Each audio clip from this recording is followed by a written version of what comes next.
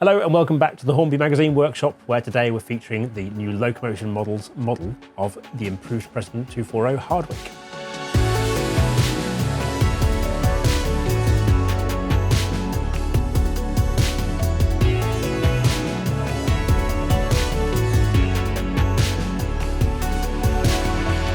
So those of you who followed our videos previously, you will have already seen Hardwicke, and that's because we covered the announcement of the model at the National Railway Museum in Shildon.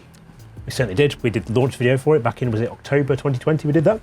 And now, excitingly, the actual finished product is now on Topley. Yeah. So we had the samples running here on Topley, well, about 12 months ago.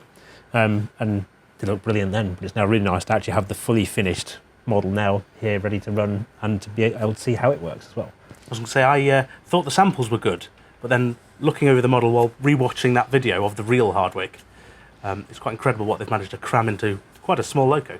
It is, yeah. I think, again, like all the models seen from the Locomotion models collection, I think this is a stunning addition to what they've done.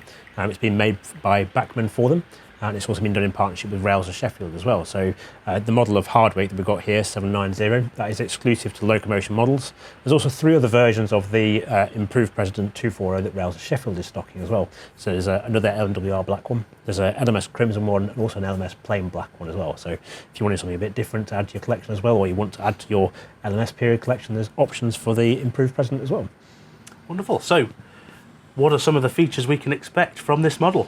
So features-wise, actually, I think it's a really nicely done model in terms of that. So you've got static buffers on this one, but you have got all separate handrails. You've got really nicely proportioned chimney and dome. It's got a die-cast boiler on it as well, which gives it a bit more weight for the traction as well.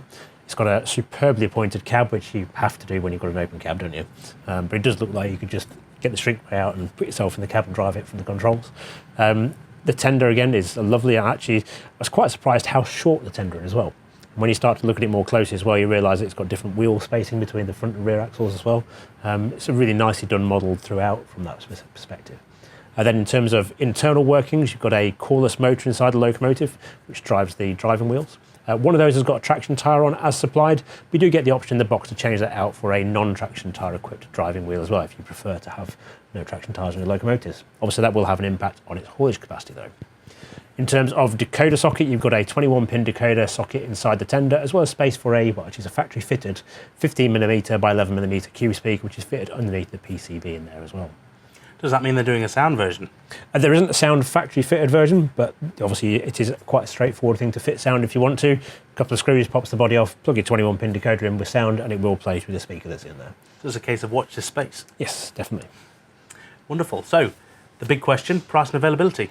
So availability is right now. These models are now just arriving in with Locomotion models and with Rails of Sheffield as well. In terms of price, you're looking at £220 for one of these locos to enter your own collection. And of course, for everyone at home who wants to read our full review on the model, where can they find it? So our full review is in the latest issue of Hornby magazine. That's issue 174, our December 2021 issue, which is on sale from November the 4th. You can read it in there. We've got a full feature-rich feature on Hardwicke, and you can also, if you're one of our digital subscribers, you can log into keymodelworld.com and read it there, where you might have already found this video. Wonderful.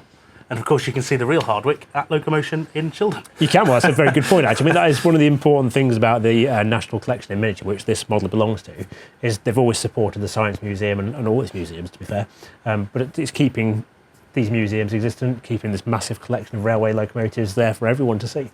You know, Hardwicke is a brilliant part of that. It's a record holder from very early in the railway career, and you can read all about that in our latest issue as well. So. Wonderful. It's definitely worth going and seeing. It's a fantastic loco. Yeah, and that LNWR line black as well is really quite special. It's got a real nice polished sheen to Hardwicke, hasn't it? Absolutely. So this isn't any kind of like dirty black 5 kind of colour from the 1960s. This is proper, LNWR black. It's different kind of black. Right, so on that note, I think that brings us to the end of the video. So, thank you as ever for watching. Take care, and we'll see you in the next one. Bye for now.